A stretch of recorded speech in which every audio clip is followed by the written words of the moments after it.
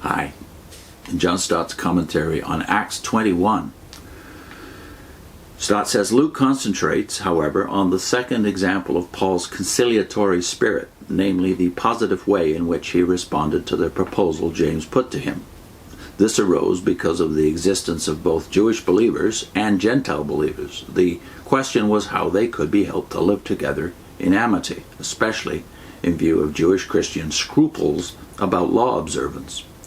James and the elders said to Paul, "You see, brother," a touching because on self-conscious acknowledgement of their unity in God's family. That's Stott's comment, of course. "You see, brother, how many thousands of Jews have believed, and all of them are zealous for the law." That's verse 20. That is, Stott paraphrases, staunch upholders of the law. "They have been informed, in fact misinformed, that you teach all the Jews who live among the Gentiles in the diaspora to turn away from Moses, telling them not to circumcise their children or live according to our customs." Stott comments, what exactly was James' concern then? First, it was not about the way of salvation. James and Paul were agreed that this was through Christ, not through the law, but about the way of discipleship. Secondly, it was not about what Paul taught Gentile converts. He did teach them that circumcision was unnecessary, and James and the Jerusalem Council had said the same thing. Of course, he's referring back to the Jerusalem Council of Acts 15. But about what he was teaching the Jews who live among the Gentiles. Thirdly, it was not about the moral law. Paul and James were agreed that God's people must live a holy life according to God's commandments. But it was about Jewish customs.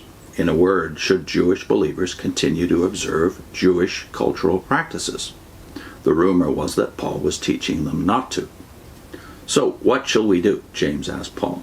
"The law-zealous Jewish Christians will certainly hear that you have come," according to verse 22, "so do what we tell you. There are 4 men with us who have made a vow. Take these men, join in their purification rites, and pay their expenses so that they can have their heads shaved. Then everybody will know there is no truth in these reports about you, but that you yourself are living in obedience to the law, or are a practicing Jew." That's what the New English Bible renders this section. The reference to the 4 Jewish Christians shaving their heads indicates that they had taken a Nazirite vow. James's proposal in relation to them was double. First, Paul should join in their purification rites. Commentators are not agreed about what James had in mind. Perhaps he wanted Paul to identify himself with the 4 either at the conclusion of the 30-day period of their vow or in some special ritual necessary because they had contracted defilement during the same period. Or it may mean that Paul had a 7-day purification ceremony of his own to undergo because during his long absence from Jerusalem, the Jews regarded him as having become Levitically unclean. Secondly, James proposed that Paul should pay their expenses, which could have been quite substantial. Having referred to the scruples of the Jewish Christians in these verses, that is 20 to 24, James turned to the corresponding responsibility of the Gentile Christians. "As for the Gentile believers," he said, the controversy had been settled some years ago at the Council of Jerusalem, as Paul knew well, "for we have written to them our decision that they should abstain from food sacrificed to idols, from blood, from the meat of strangled animals, and from sexual immorality." 4 cultural practices, as I argued, that Stott says in chapter 11. Paul agreed with James's proposal and began as soon as possible to comply with it. The next day, Paul took the men and purified himself along with them. Then he went to the temple to give notice of the date when the days of purification would end and the offering would be made for each of them. We can only thank God for the generosity of spirit displayed by both James and Paul. They were already agreed doctrinally that salvation was by grace in Christ through faith, and ethically that Christians must obey the moral law. The issue between them concerned culture, ceremony, and tradition. The solution to which they came was not a compromise in the sense of sacrificing a doctrinal or moral principle, but a concession in the area of practice. We've already seen Paul's conciliatory spirit in accepting the Jerusalem decrees and circumcising Timothy. Now, in the same tolerant spirit, he was prepared to undergo some purification rituals in order to pacify Jewish scruples.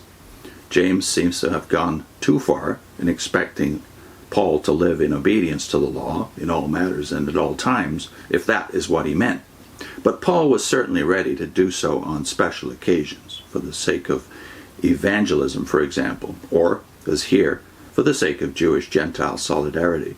According to his conviction, Jewish cultural practices belonged to the matters indifferent, from which he had been liberated, but which he might or might not himself practice, according to the circumstances. As F.F. Bruce neatly put it, quote, "A truly emancipated spirit, such as Paul's, is not in bondage to its own emancipation," unquote. But James manifested a similarly sweet and generous mind, both by praising God for the Gentile mission and by accepting the offering from the Gentile churches. It was not a quid pro quo, almost a bargain, as some commentators have represented it.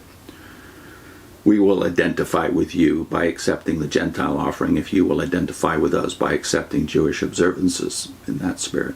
It was rather a sensitive, mutual Christian forbearance. The unbending prejudice and fanatical violence of the unbelieving Jews, which Luke describes next, stands out in ugly contrast. We did our own video on this section, which asked the question, were Paul and James, well, not just compromises, were they actually apostates by some Christian lights and the lights of later church history? I'll put that link on your screen. Next time, Paul is assaulted and arrested.